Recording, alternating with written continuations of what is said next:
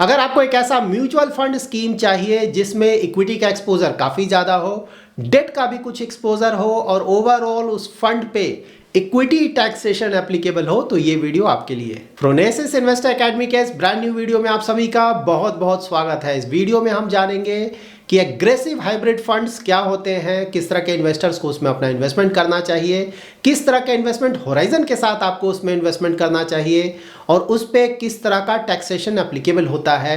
और वीडियो में आगे हम डिटेल रिव्यू करेंगे SBI इक्विटी हाइब्रिड फंड का। एग्रेसिव हाइब्रिड फंड्स वैसे फंड्स होते हैं जो कि अपने टोटल एसेट का 65% टू 80% इक्विटी में इन्वेस्ट करते हैं और रेस्ट 20 टू 35% डेट में इन्वेस्ट करते हैं। तो यहाँ पे इक्विटी का एक्सपोजर 65 से ज़्यादा आएगा, 65% से। दैट्स वाई इस तरह के फंड्स पे हमेशा ही इक्विटी टैक्सेशन एप्लीकेबल होगा। इन फंड्स पे इक्विटी का एक्सपोजर काफ़ी ज़्यादा है, दैट इज़ मिनिमम 65% और अप टू 80% तक ये जा सकता है। तो ऑफ कोर्स ये फंड्स भी काफ़ी ज़्यादा रिस्की फंड्स हैं, दैट्स वाई इन्हें एग्रेसिव हाइब्रिड फंड बोला जाता है। दैट इज़ हाइब्रिड फंड्स में ये सबसे ज़्यादा रिस्की फंड माने जाते हैं। तो अगर आप ज़्यादा रिस्क ले सकते हैं तभी इस तरह के फंड्स को कंसिडर करें। तो अगर आप एक ऐसे इन्वेस्टर हैं जो कि ज़्यादा रिस्क ले सकते हैं, आपका इन्वेस्टमेंट होराइजन 3 ईयर्स से ज़्यादा है, तो आप इस तरह के फंड्स को कंसिडर कर सकते हैं। नाउ हम SBI इक्विटी हाइब्रिड फंड का डिटेल रिव्यू करेंगे। तो ये फंड काफ़ी पुराना फंड है, सालों से काफ़ी अच्छा रिटर्न जनरेट किया है इस फंड ने, लेकिन रिसेंट टाइम्स में अगर इसका परफॉर्मेंस देखेंगे तो परफॉर्मेंस ज़्यादा अच्छा नहीं रहा है। तो इस वीडियो में हम इसका डिटेल रिव्यू करेंगे इस फंड का, जिससे कि हमें पता चलेगा कि ये फंड उतना अच्छा परफॉर्मेंस क्यों नहीं दे पाया है रिसेंट टाइम्स में, और ओवरऑल फ्यूचर में हम इस फंड से किस तरह का परफॉर्मेंस एक्सपेक्ट कर सकते हैं। यहाँ पर आप SBI इक्विटी हाइब्रिड फंड का लेटेस्ट डिटेल्स चेक कर सकते हैं। तो 1 ईयर और 3 ईयर में ये फंड अपने बेंचमार्क को बीट नहीं कर पाया है। 5 ईयर में भी इस फंड का रिटर्न इसके बेंचमार्क के आसपास ही है, जबकि 10 ईयर होराइजन में इसका रिटर्न अच्छा रहा है। यहाँ पर आप इस फंड का रिटर्न्स चेक कर सकते हैं एज ऑन 31 दिसंबर 2019। तो यहाँ पे आप क्लियरली देख सकते हैं कि अक्रॉस ऑल होराइजन्स इस फंड का परफॉर्मेंस काफ़ी अच्छा था। तो इन डिटेल से हमें ये पता चला है कि पास्ट में तो ये फंड काफ़ी अच्छा हुआ करता था, लेकिन रीसेंट टाइम्स में ये फंड अंडर परफॉर्म कर रहा है। यहाँ पर आप इस फंड का AUM that is asset under management, benchmark, expense ratio, portfolio price to earning, average credit quality और फंड मैनेजर डिटेल्स चेक कर सकते हैं। इस फंड का AUM काफ़ी ज़्यादा बड़ा है, 56,000 करोड़। तो यहाँ पे ऑफ कोर्स इस फंड का एक अच्छा खासा हिस्सा डेट इंस्ट्रूमेंट्स में भी जाता है, लेकिन इक्विटी में भी इनका अच्छा खासा एक्सपोजर है। तो इस तरह का बड़ा AUM अगर है इस फंड का, तो मोस्टली ये फंड लार्ज कैप के स्टॉक्स में ही जाएगा।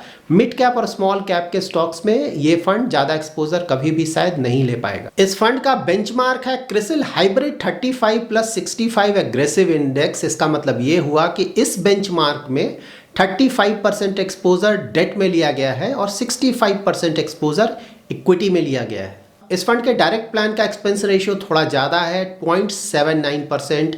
इस फंड का पी अगर आप देखें पोर्टफोलियो प्राइस टू अर्निंग, तो ऑफ कोर्स वो ज़्यादा है, 25+। इसका मतलब ये हुआ कि ये फंड भी अपना ज़्यादातर इन्वेस्टमेंट ग्रोथ स्टॉक्स में करता है। इस फंड का डेट पोर्टफोलियो अच्छे क्वालिटी का है, क्योंकि यहाँ पे एवरेज क्रेडिट क्वालिटी AAA है, जो कि काफ़ी अच्छा है। इस फंड को 2 फंड मैनेजर्स मैनेज करते हैं। इक्विटी पोर्शन को मैनेज करते हैं मिस्टर R श्रीनिवासन, जो कि इस फंड को 2012 से मैनेज कर रहे हैं, और डेट पोर्शन को मैनेज करते हैं मिस्टर दिनेश आहूजा, जो कि इस फंड को 2011 से मैनेज करते हैं। तो दोनों ही फंड मैनेजर्स काफ़ी पुराने फंड मैनेजर्स हैं। यहाँ पर आप इस फंड का एसेट एलोकेशन चेक कर सकते हैं। तो फिलहाल इस फंड ने इक्विटी में अबाउट 74% का एक्सपोजर लिया है, डेट में अबाउट 21% का एक्सपोजर लिया है, और कैश इक्विवेलेंट में अबाउट 4.6% का एक्सपोजर है। यहाँ पर आप इस फंड के डेट पोर्टफोलियो का डिटेल्स चेक कर सकते हैं। तो अगर यहाँ पे एवरेज क्रेडिट क्वालिटी देखें, तो हमने ऑलरेडी डिस्कस किया, ये AAA है, जो कि काफ़ी अच्छा है। इस फंड का मॉडिफाइड ड्यूरेशन है 5.63 ईयर्स, जो कि ज़्यादा है, क्योंकि अभी भी ऐसा लगता है कि इंटरेस्ट रेट यहाँ से भी शायद थोड़ा और ऊपर जाएगा। तो इस तरह के इंटरेस्ट रेट सिनेरियो में बहुत ज़्यादा मॉडिफाइड ड्यूरेशन रखना सही नहीं होगा। तो यहाँ पे because of this high modified duration हम बोल सकते हैं कि इनका debt portfolio at least duration wise risky है, क्योंकि अगर यहाँ से इंटरेस्ट रेट ऊपर जाता है तो इसका जो रिटर्न्स होगा डेट का, वो निगेटिवली हिट होगा। इस फंड का अगर आप क्रेडिट क्वालिटी का ब्रेकअप देखें तो काफ़ी अच्छा है। ज़्यादातर इन्वेस्टमेंट इनका sovereign that is government of India securities में है 16.21% का। यहाँ पर आप इस फंड का सेक्टर लोकेशन चेक कर सकते हैं तो फाइनेंशियल सेक्टर में सबसे बड़ा एक्सपोजर लिया गया है अबाउट 25.5% का। उसके अलावा हेल्थ केयर, ऑटोमोबाइल, कम्युनिकेशन और सर्विसेज सेक्टर में भी कुछ एक्सपोजर लिया गया है। यहाँ पर आप इस फंड के स्टॉक पोर्टफोलियो का टॉप 20 होल्डिंग्स चेक कर सकते हैं। तो इनके स्टॉक पोर्टफोलियो को देखकर आपको क्लियरली पता चल जाएगा कि क्यों इस फंड का प्राइस टू अर्निंग रेशियो थोड़ा ज़्यादा है, क्योंकि यहाँ पे आपको कई स्टॉक्स ऐसे मिल जाएंगे जिनका पी रेशियो काफ़ी ज़्यादा है। After this detailed review of SBI equity hybrid fund, यहाँ पे दो बातें क्लियरली पता चलती हैं हमें। फर्स्ट, अगर आप इनका डेट पोर्टफोलियो देखेंगे तो वहाँ पे एवरेज मैच्योरिटी और मॉडिफाइड ड्यूरेशन काफ़ी ज़्यादा है।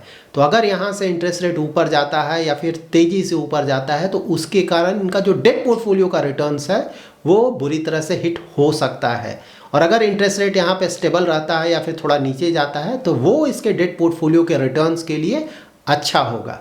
नंबर सेकंड, इस फंड का इक्विटी पोर्टफोलियो, वहाँ पे हमने इनका portfolio price to earning ratio देखा, स्टॉक पोर्टफोलियो देखा, तो वहाँ पे क्लियर है कि इनका ग्रोथ स्टॉक्स में एक्सपोजर अच्छा खासा है और ये एक बहुत बड़ा रीज़न रहा है जिसके कारण इस फंड का जो परफॉर्मेंस है वो रिसेंट टाइम्स में अच्छा नहीं रहा है। सो ओवरऑल हम ये बोल सकते हैं कि नियर फ्यूचर में एटलीस्ट इस फंड से हम बहुत ज़्यादा अच्छे रिटर्न्स एक्सपेक्ट नहीं कर सकते हैं, क्योंकि यहाँ पे इनका डेट पोर्टफोलियो हमने देखा है कि वहाँ पे एवरेज मैच्योरिटी, मॉडिफाइड ड्यूरेशन ज़्यादा है। तो इंडिया में अगर आप इंटरेस्ट रेट सिनारियो देखें तो अभी यहाँ से थोड़ा और ऊपर इंटरेस्ट रेट जा सकता है, जो कि इस फंड के डेट पोर्टफोलियो के परफॉर्मेंस के लिए निगेटिव होगा। साथ ही यहाँ पे ग्रोथ स्टॉक्स का एक्सपोजर काफ़ी ज़्यादा है और इंडिया में अगर आप ग्रोथ स्टॉक्स का परफॉर्मेंस देखें तो इस साल भी ऐसा नहीं लगता है कि ग्रोथ स्टॉक्स का परफॉर्मेंस कोई बहुत ज़्यादा अच्छा होगा। तो यहाँ पे बिकॉज ऑफ डेट पोर्टफोलियो और इक्विटी पोर्टफोलियो दोनों की वजह से शायद नियर फ्यूचर में इस फंड का परफॉर्मेंस ज़्यादा अच्छा नहीं रहे। लेकिन अगर आप क्वालिटी देखें डेट और इक्विटी पोर्टफोलियो का, डेट पोर्टफोलियो ज़्यादातर गवर्नमेंट ऑफ इंडिया सिक्योरिटीज़ है, इक्विटी पोर्टफोलियो में भी ज़्यादातर स्टॉक्स टॉप क्वालिटी के स्टॉक्स हैं। तो यहाँ पे मीडियम टू लॉन्ग टर्म में ऑफकोर्स हम अच्छे रिटर्न्स एक्सपेक्ट कर सकते हैं इस फंड से। So that's it in this video. अगर आपका कोई इन्वेस्टमेंट रिलेटेड क्वेरी है तो आप हमारा एवरी सैटरडे 7:30 to 8:30 PM का यूट्यूब लाइव स्ट्रीम ज्वाइन कर सकते हैं। अगर आपको ये वीडियो पसंद आया है तो जरूर लाइक एंड शेयर करें और अगर अभी तक आपने हमारा यूट्यूब चैनल सब्सक्राइब नहीं किया है तो जरूर सब्सक्राइब करें। Thanks a lot for watching.